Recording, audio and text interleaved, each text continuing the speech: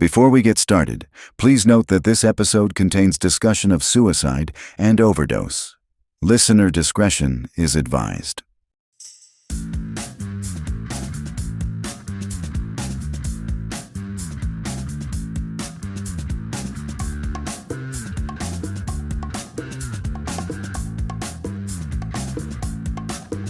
Previously on Chat 62.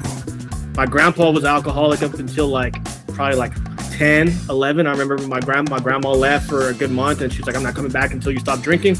And in a great man, he finally said, "Okay, I'm going to stop drinking." And he stopped drinking and started going to church every Sunday. And it's just the ability to see him do it. And now I'm 37 and not drinking. I'm there like, it's never too late. You know what I mean? He did it about that time too. That's one of my things that I kind of look like. Anything I do in life, I go back and I'm making that guy proud. Real quick before we start, we've streamlined our contact info. From now on, if you have any questions, feedback, or ideas for future guests, just shoot us an email at chat62podcast@gmail.com. All right, let's fucking go.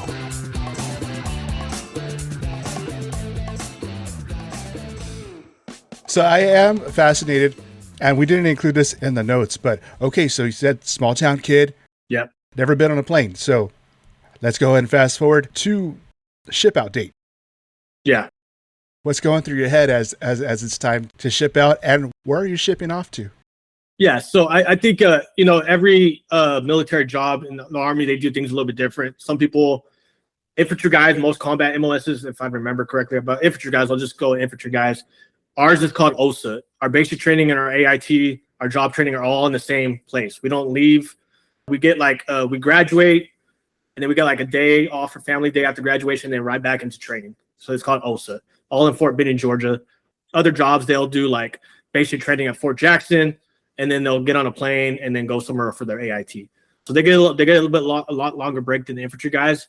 But as far as my first plane ride, Fort Bragg, Georgia, I remember the day before I shipped, I wanted to tell my recruiter I wasn't going anymore. I think it wasn't because I was more like, man, I'm gonna miss the small town, because like I said, all my friends are from there, bro. When you grow up in a small town like that, there's so many memories and traditions and things you're just gonna miss, and that's all I knew. That's all I knew. All my friends that I had friends for years, and all the girls out there, and all the fun stuff that we could get into. I was like, I don't know if I want to go in the Army. I don't know what's out there for me. So it was very hard. And then I remember my mom and my stepdad dropped me off, and they're crying, I'm crying. And then finally getting on that plane, I'm like, whoa, that's my first time on a plane. Is this thing going to crash, right? And then I was like, luckily they crashed, finally landing. And then I remember getting to 30th AG, and then, they get you off the bus. They're yelling at you, and you're like, oh, man, here we go. Here we go. And I would probably say I was ready for the yelling because, like I said, I kind of already knew what it was going to be about. The great thing is, like I said, I was raised by my grandpa. So, I was like, okay, cool. If he's yelling at me, you guys yelling at me ain't going to mean anything. And I had my high school football coach, the athletic director. He was a Marine guy. So before I left, because a lot of guys thought that I was going to go run track. A lot of the coaching staff thought I was going to run track. So when I told everybody I was joining the Army, they're like, what the hell are you doing? So it literally surprised a lot of guys. But I remember my high school coach, who was a Marine, what's it called? A Vietnam vet. And, he took me to the side. He's like, I don't care if you're joining the Army, Marines, so, you got to be prepared. You got to have that mindset. And I appreciate that, that good hour. He took me to the side and was like, hey, I know things didn't work out, or you're not going to go run track. We totally understand. He was more trying to convince me to not go to the military for a little bit, because I don't know if it was probably some of his trials and tribulations he was going through. Yeah. That he's gone through, especially coming back from Vietnam. But ultimately, he's like, okay, you're going to make that decision. I think you'd be good at it. And, he was kind of giving some pointers. So I knew they were going to start yelling at me. And I remember it was bright early in the morning. I was tired. I wanted to get off. I wanted to get off the bus anyway. I remember getting to 30th AG, and then you're there for a week. And then, you go through the process of basic training and AIT or whatever, OSA training. So, but the first time I was on plane ride was the Fort Bragg, Georgia. And how long was basic training? 3 years, 17. My contract's 3 years, 17 weeks. 17 weeks, I think, was the training portion of things. I want to say it's 16 weeks. Okay. I remember it's been more than enough time for me to be out, but I want to say it was 16 weeks in total throughout the training. That was 3 months, and then I don't remember, but I want to say it was 16 weeks. And like I said, you really don't get a break. You get a family day after. So practically after you do the first basic training portion, you're a soldier, and then the second portion is you're an infantry guy, and then you get your blue cord. So how long is that first portion?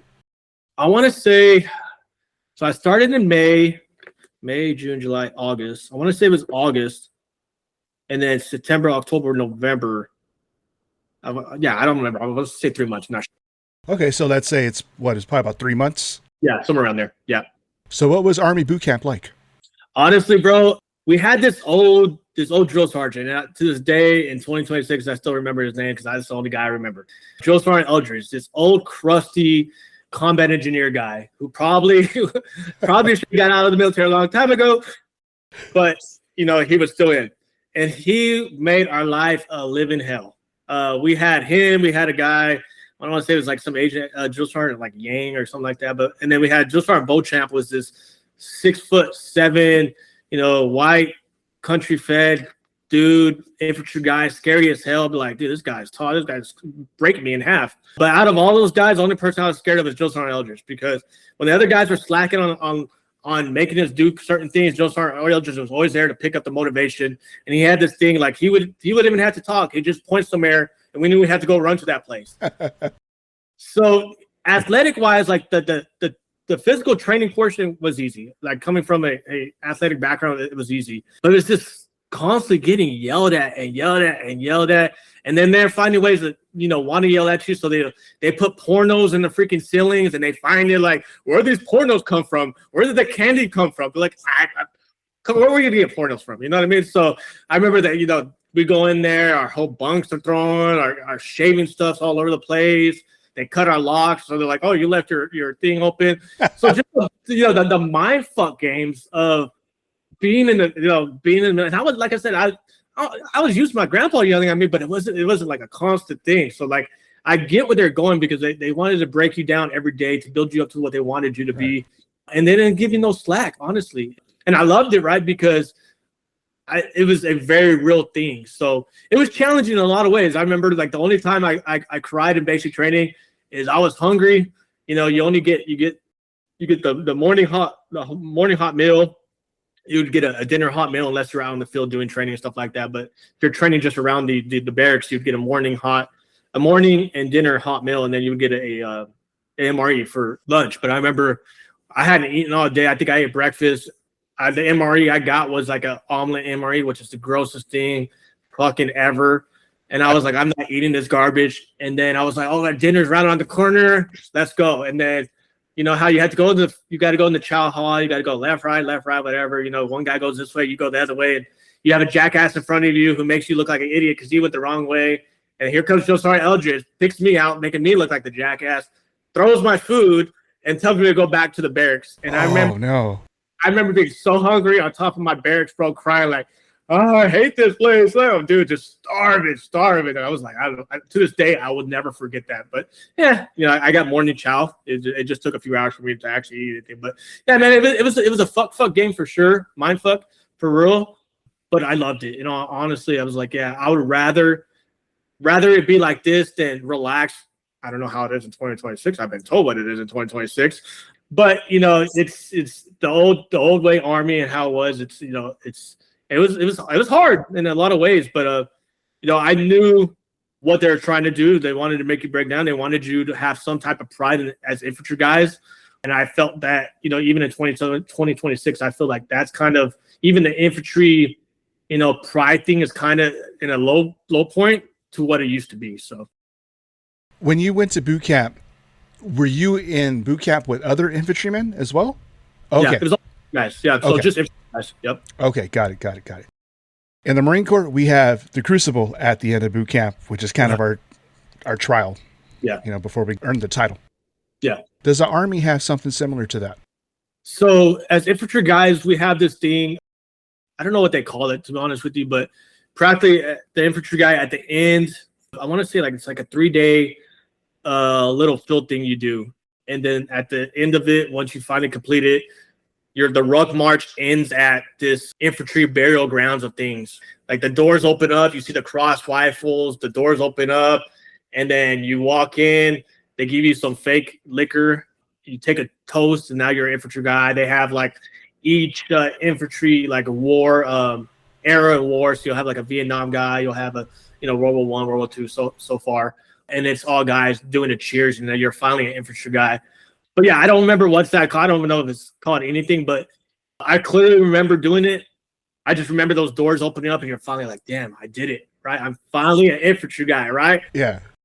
But it's just like little things like that. It's like, you don't forget. Yeah, I might forget the name, but I don't forget like how I felt. Feeling. Yeah. The feeling, right? Because it's that feeling like I accomplished something. And it's something that was that motivation that whenever I wanted to, complete a school or complete a task in the military, I always went back to that feeling, right? Yeah, it's going to suck right now and then, but that feeling is going to be 10 times better.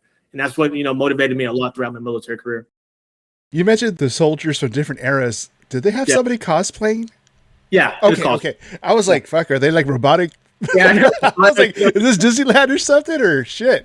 Yeah. It was all cosplay, all guys dressed up. But yeah, we didn't have no robots out there. Some guys in wheelchairs, stuff like that. That would look a little bad, but no, it was all airs, cosplay, little things. And well, that's cool though, dude. That's real cool that they have the doors opening and then you're walking through the eras. That's really cool. I can see why that sticks in your mind. Yeah, oh for sure. Because you're road marching. I don't remember how far road march. It was a long ass training thing, a long ass road march, and you finally get to the end and you see the gates. You're like, oh, is this the gates of heaven? Right? It's the gates of the infantry world. So yeah, I clearly remember the gates opening up, and then you get in there, you take a little toast, and you can finally say you're infantry guy. So yeah, it means a lot. So you graduate that first portion of boot camp, right? Is there a ceremony at the end, like a ceremonial march in front of your family or anything like that?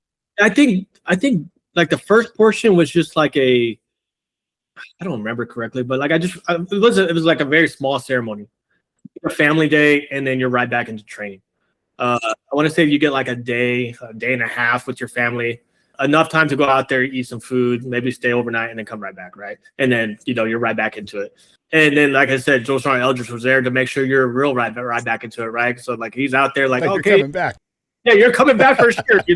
Families out there laugh at us because they drop us off and then they're making us do push-ups and stuff like that. But yeah, it's a very small thing after like the first portion of it, and then like the big thing is when you get you finally get your blue disc, your blue disc around your cross rifles, the little U.S. Army thing. You get your blue cord, and then you can call yourself an infantry guy. It's a good thing I asked you that question during that quiz then. Yeah, for sure. I knew that. Yeah, somewhere, honestly. Yeah, I see some people still have it like in their car or something like that. I was like, mine's somewhere boxed up somewhere.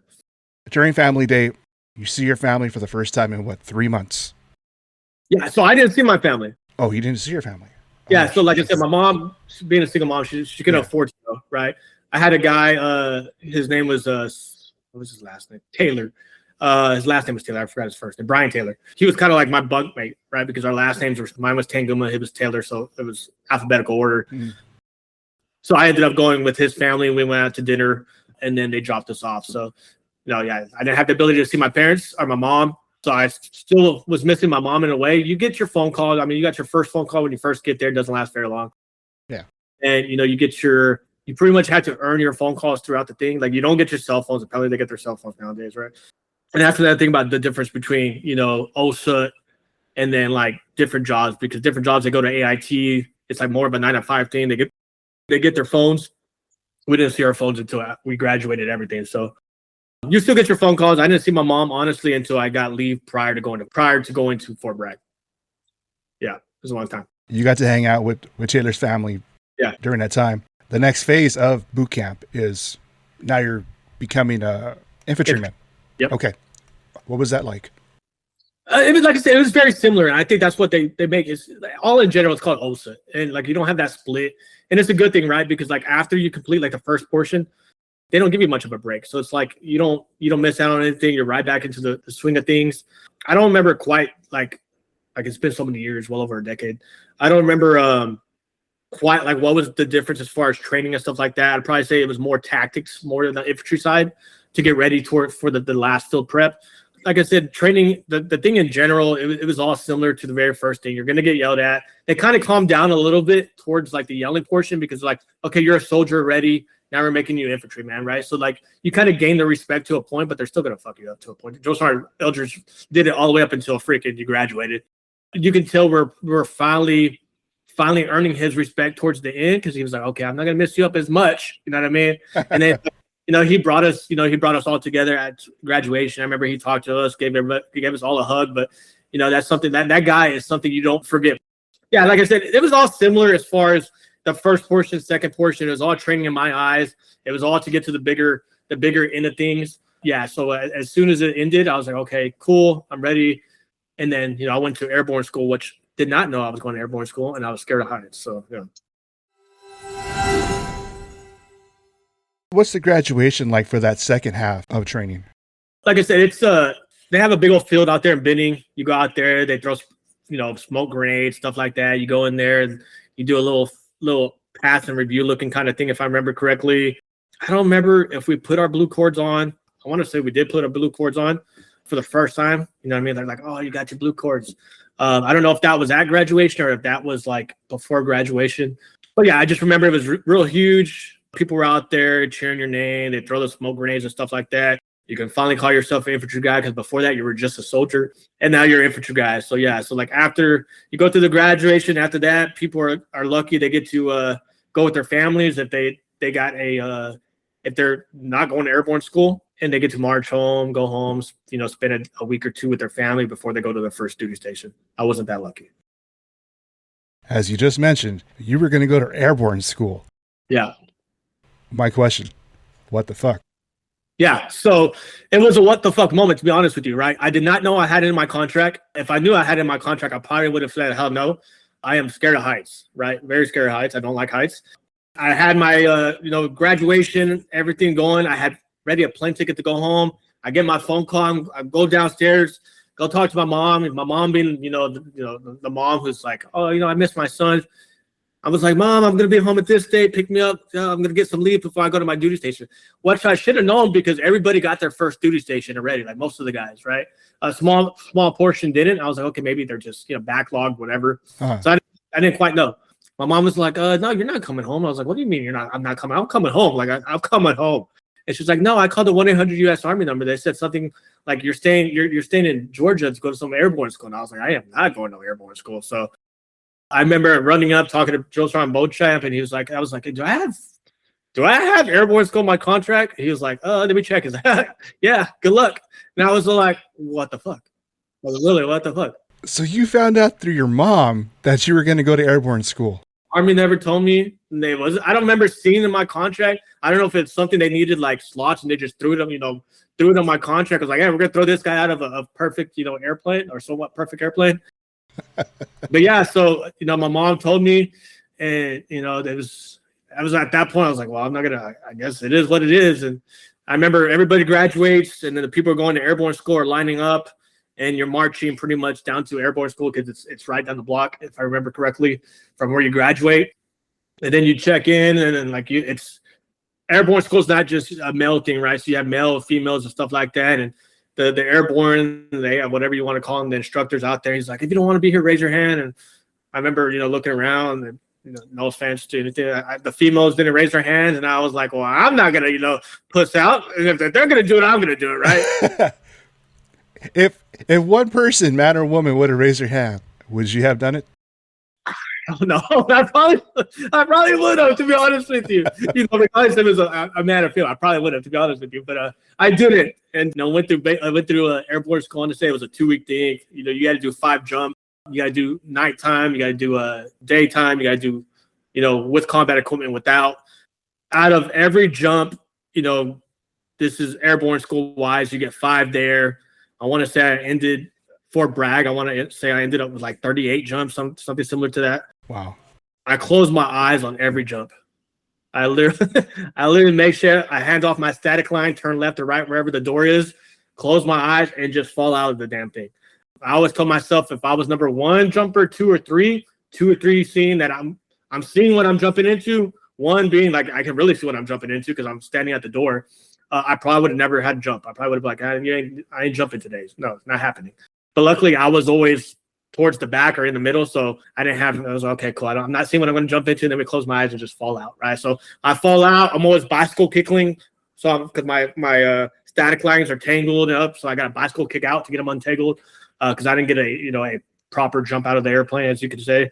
Yeah, it was something that I never wanted to do, and ended up spending 4.5 years doing it at Fort Bragg. Fuck. Take us to that first jump, because I'm really interested what was going through. I mean, you kind of shared it like overall, like an overview of it, but dude, you're afraid of heights. Yeah, I'm scared, dude. I'm pretty sure I spit myself, not literally, but yeah, I probably did. No, I was scared shitless, to be honest with you, because I was like, what in the hell am I doing? Like, I do not like heights at all. And now you're gonna throw me out of this airplane, and I'm like, dude, I'm gonna get hurt. Like, I was scared. And I mean, even jump, 10, at Fort Bragg, jump 20, jump 30, I was still scared, to be honest with you, because I just didn't enjoy doing it. Excuse me. You enjoy, like, when you're in the air, you're like, oh, this is cool. But when you hit the ground, it doesn't feel good. Because the jumping and landing, the jumping and landing had issues with. Yeah, it's not healthy at all for your body. Yeah. Yeah, I remember I was just scared shitless. I was like, I don't know if I'm going to do this. And then the first 5 jumps were probably the hardest to do, just because it's the first 5, and you're like, okay, I got to do this again. And then finally you do your 5th jump. You're like, I'm done with this. And then you get to Fort Bragg. I wanted to go to Italy because I was like, hell yeah, Italy. That'd be awesome. Fuck yeah.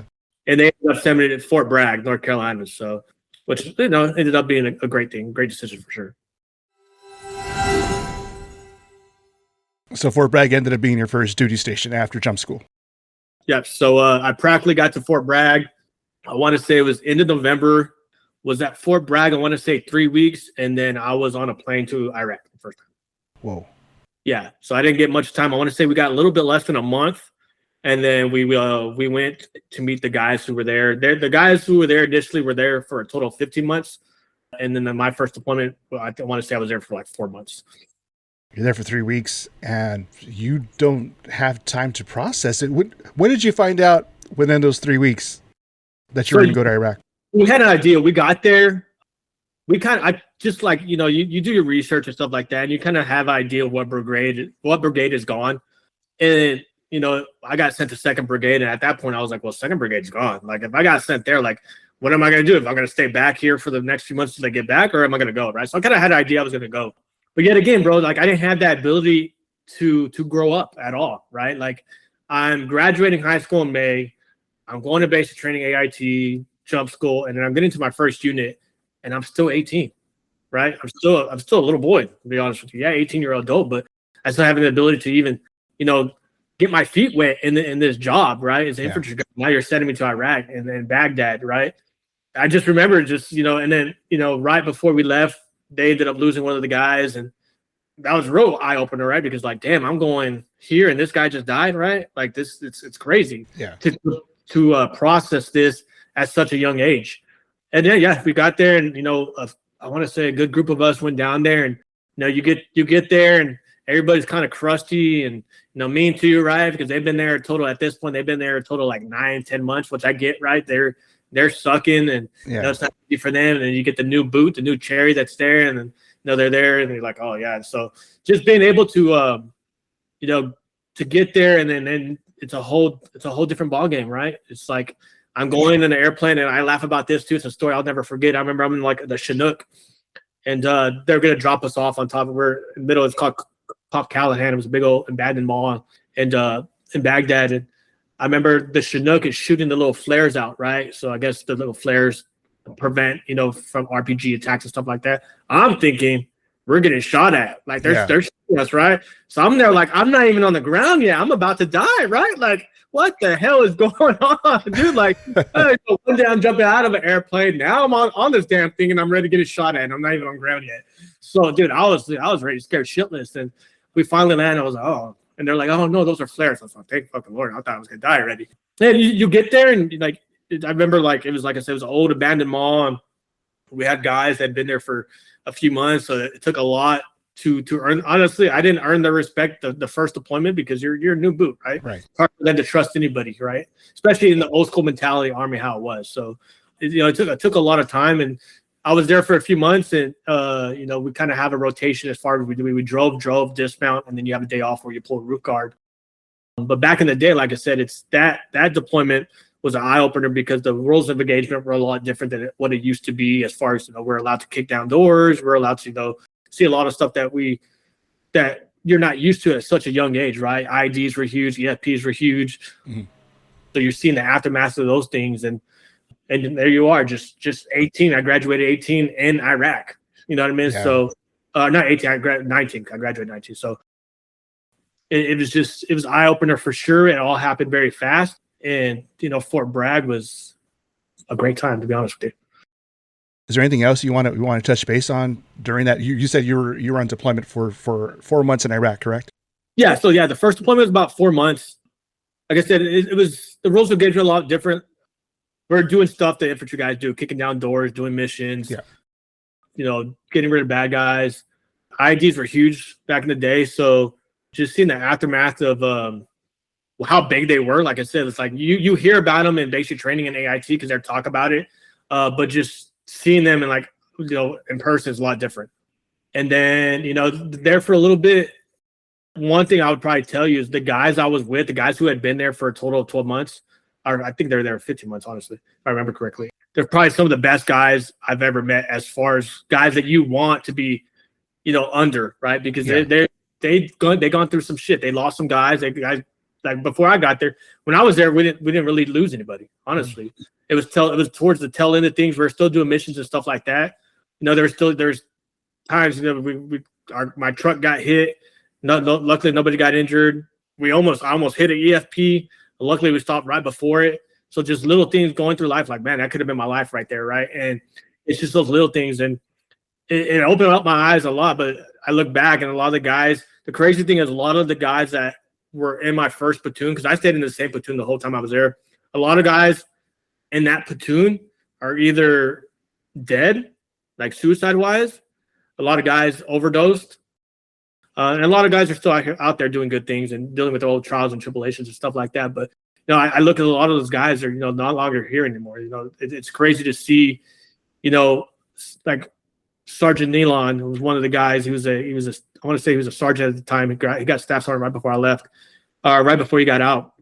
And he was probably one of the best squad leaders in that platoon at that time. And he ended up overdosing and stuff like that and losing his life towards the end of things. He was going through some hard times. And it just hit me hard, right? Because I'm like, these are guys that you looked at like Rambo, right? And the little things that the trials and tribulations of what he went through at war, that deployment and, the other struggles that he went through, how it impacted him, right? And a lot of guys, I think what we fail to forget is a lot of the guys that did these jobs or do these jobs, for instance, for myself, is I'm always chasing that high. Always chasing that high. What is the next thing I can do to get that high, to get that adrenaline rush? And some people will go to drugs, right? Because it's that high that they miss, right? And then they ended up overdosing and stuff like that. So, that deployment was an eye-opener for sure, being so young. I'm glad it happened with the guys that it happened with and getting to a platoon that I truly loved. My second turn was I want to say it was a 9-month deployment in Iraq. A lot different than my first time, because my first time, the rules and regulations are the rules of not the rules and regulations. The rules of engagement are a lot different. My first time, like I said, is if you're out a certain time, military age male, you're probably going to get shot. You're kicking down doors. And then my second deployments were pulling out of Iraq. So it was more like sit there, stand by, pull security as people came out. And like I said, it was an eye opener for sure too, because you go in there, I'm used to what I had got taught my first deployment, right? And I'm kicking down doors and stuff like that. But now I'm a sitting duck, I feel like. And that's even worse when you're out there, if you're feeling like a city duck, because now I'm in this big old, my first deployment, we're in Humvees, right? With no full up armored vehicle. Like, yeah, the Humvee itself was up armored, but the turrets weren't. We had chicken wire for turrets and stuff like that, right? Yeah. What's this chicken wire going to do? It's not going to do anything, right? Yeah. And the nicer ones that have full cages, and you're like, okay, now it's getting better. And then now my second deployment, we're in these freaking MRAPs. You're like, what the hell is this? Like, yeah, it's huge and all, but it's like I'm a sitting duck in this big old thing that I can't maneuver very good because it's so top heavy, right? Yeah. And then now they're just they're just shooting at you, and you're like, well, what can I do, right? And then at the rules of engagement, like, well, is he pointing the gun at you? Is he pulling the trigger, right? And you're like, bro, like, really, I can't see that far. Like, that's not what I'm. How are you gonna know? Yeah, how you know, right? So that was a little bit different as far as what we're doing. I felt like I was gaining my leadership traction at that point, because like my first deployment, I was a private, and then my second deployment, I was a corporal, took over. Then I got sergeant while I was there. So I was taking over a team, and I was finally gaining my traction as far as what I wanted to do as far as a leader. But I could kind of tell the Army was changing in some type of ways too, in a good way. So I had to change the atmosphere as far as my leadership style, because when I took over a team as a corporal, all I knew was yelling at people. So that's what they taught you, the old school military, right? I'm going to yell at you 1,000 times, and you're going to listen to them, right? Because you respect them, but you're not gaining trust. And in my opinion, I look back at it, you somewhat trust, but you're going to be losing a lot of trust, and especially the new age kids that we're having at the military at that point. But yeah, so it was a lot different than my first deployment for sure. We got shot at a few times. We almost got hit by some rockets. We lost a guy, and he got hit by EFP and an MRAP, got blown up. He ended up dying. So and you look back at it and you're like, dude, like this could have been prevented if the rules of engagement were a little bit different, and if we would have had a better thought process of how we're going to pull out of Iraq. Not to get too political about things, but I felt like that deployment was a lot more dangerous than my first deployment, because in my first deployment I could react to a lot of things, right? Like if somebody's shooting at me, I could react. Yeah.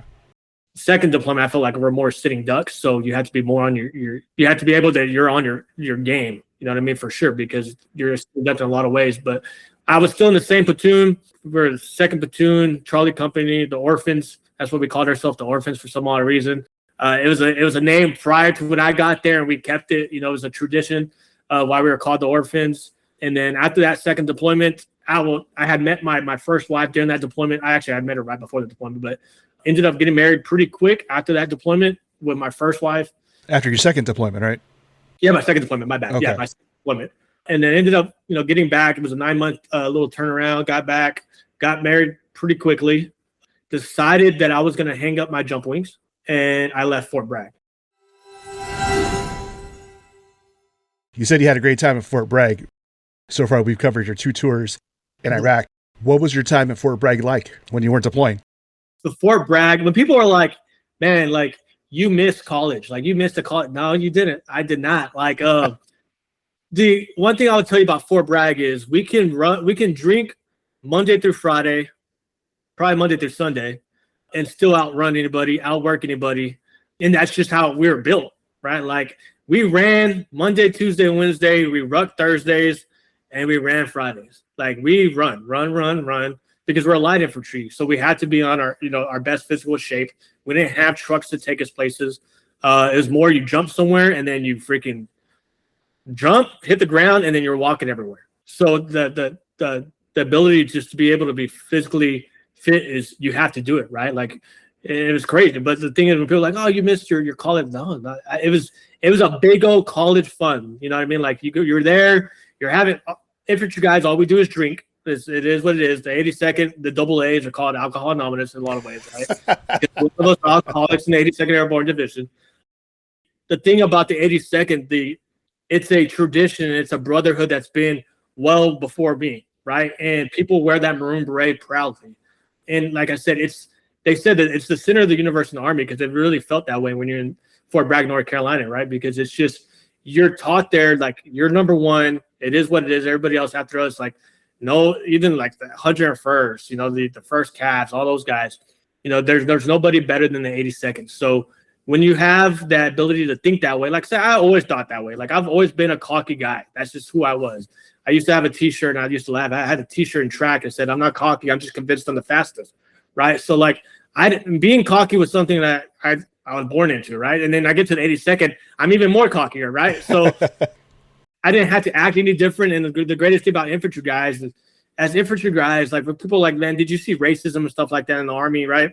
As infantry guys, we didn't care what color skin you were, right? You're black, white, Hispanic, Asian. We didn't care, because at the end of the day, we had a job to do, and we had to do it great, right? We had to have each other's back, right? Like I used to laugh because I had a guy who was one of the other team leaders when I was at Fort Bragg. He's this country redneck, racist as hell from Georgia, right? That's just how it is. Family's racist, but you would have never known.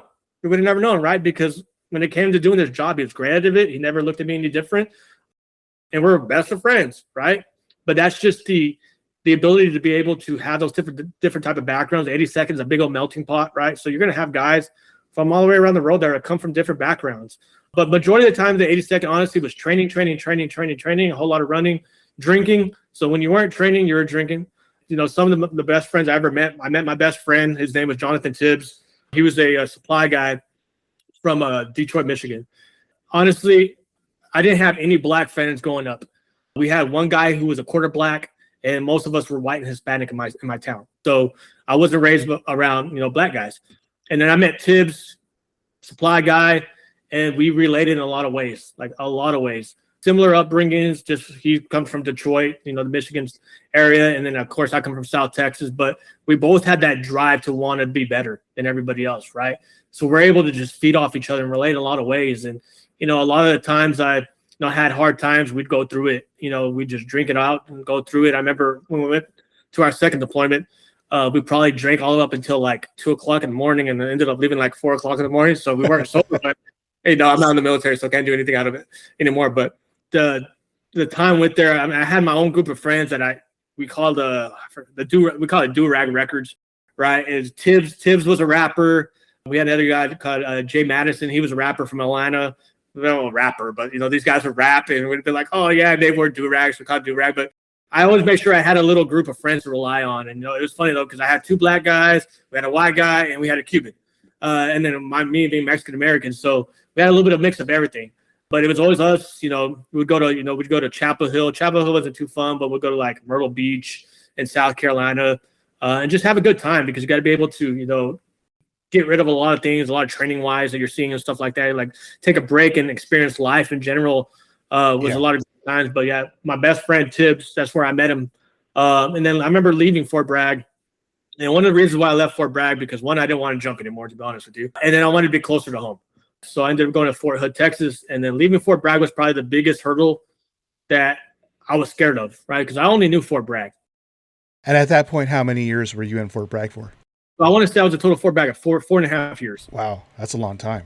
Yeah, it's a long time. So you get to the point where you're like, man, like I've heard it. Like guys are there, they're there their whole career and they love it, right? They just switch brigades. Leaving Fort Bragg, did that require you to re-enlist? Yeah. So my first contract was 3 years. Okay. 15 weeks, and then my contract actually was going to end my second deployment. Okay. And then I had to re-enlist. Well, I take that back. I had to re-up, extend like a year to go on the deployment. Then I had to re-enlist while I was deployed my second time. And that's when I decided to go to Fort Hood. Gotcha. So, reason for re-enlisting? Honestly, I was great at my job. I felt like I was in the groove of things. I loved it. I love the military. It's not hard being an infantry guy. Shoot, move, communicate, react to contact, break contact. It's the same shit. You know what I mean? We're not the smartest guys. We just know how to do it better than most people do. Yeah, we can embrace the suck a lot better than most people do. There you go. Caesar Tanguma's story continues in episode 57 of Chat 62. Be sure to follow and subscribe on whatever platform you listen on. Until next time, remember, your story matters. Semper Fi. Struggling? You're not weak. You're human. Dial 988, then press 1 for the Veterans Crisis Line. Train support that understands veterans. Stay the course. Thank you, Ozzy.